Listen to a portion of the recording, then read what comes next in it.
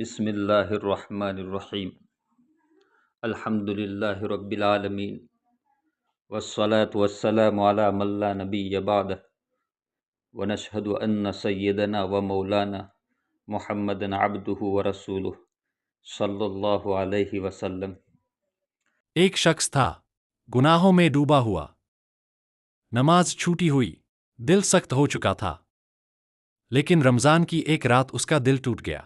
وہ تنہا کمرے میں بیٹھا، ہاتھ اٹھائے اور روتا رہا، یا اللہ، میں تھک گیا ہوں، میں واپس آنا چاہتا ہوں۔ اس رات اس نے سچی توبہ کی، آنسو بہتے رہے، دل ہلکا ہو گیا۔ اس نے اگلے دن سے نماز شروع کر دی، قرآن کھول کر بیٹھ گیا، زندگی بدلنے کا ارادہ کر لیا۔ لیکن 3 دن بعد سب کچھ آسان نہیں رہا۔ وسوسے شروع ہو گئے، دل میں عجیب خیالات آنے لگے، پرانی عادتیں یاد آنے لگی، اور پھر ایک آواز آئی، تم نہیں بدل سکتے۔ یہ آواز شیطان کی تھی۔ توبہ کے بعد امتحان کیوں آتا ہے؟ جب بندہ گناہ کرتا ہے، شیطان خوش ہوتا ہے، لیکن جب بندہ توبہ کرتا ہے، شیطان پریشان ہو جاتا ہے۔ توبہ کرنے والا بندہ شیطان کا نقصان کرتا ہے، اس لیے توبہ کے بعد حملہ تیز ہو جاتا ہے۔ قرآن میں شیطان نے کہا تھا کہ وہ انسان کو سیدھے راستے سے ہٹانے کی کوشش کرے گا۔ اس کا مطلب یہ ہے کہ جب آپ سیدھا راستہ پکڑتے ہیں، تبھی شیطان اٹیک کرتا ہے۔ شیطان کے 3 برائی حملے۔ 1، مایوسی۔ شیطان سب سے پہلے یہ ڈالتا ہے، تمہاری توبہ قبول نہیں ہوئی، تم دوبارہ گر جاؤ گے، تم بدلنے کے لائق نہیں۔ یہ جھوٹ ہے، اللہ رحمت والا ہے۔ شیطان مایوس کرتا ہے، اللہ امید دیتا ہے۔ 2، پرانی عادتیں۔ اچانک پرانی چیزیں اٹریکٹیو لگنے لگتی ہے، پرانے دوست یاد آتے ہیں، فون خود اسی جگہ کھل جاتا ہے۔ یہ امتحان ہے۔ 3، لوگوں کا پریشر۔ کبھی لوگ مذاق بنتے ہیں، اب تو بہت پرہیزگار بن گیا، کتنے دن چلے گا یہ؟ یہ بھی امتحان ہے۔ اصلی ہیرو کون ہے؟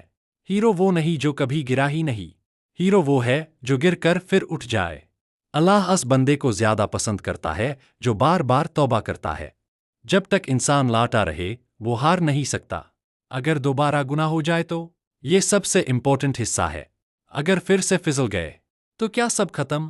نہیں، دوبارہ توبہ کرو، پھر اٹھ جاؤ، پھر اللہ کے پاس واپس آ جاؤ۔ شیطان چاہتا ہے کہ آپ ہار مان لو، اللہ چاہتا ہے کہ آپ لوٹ کر آتے رہو۔ توبہ کو سٹرونگ کیسے کریں؟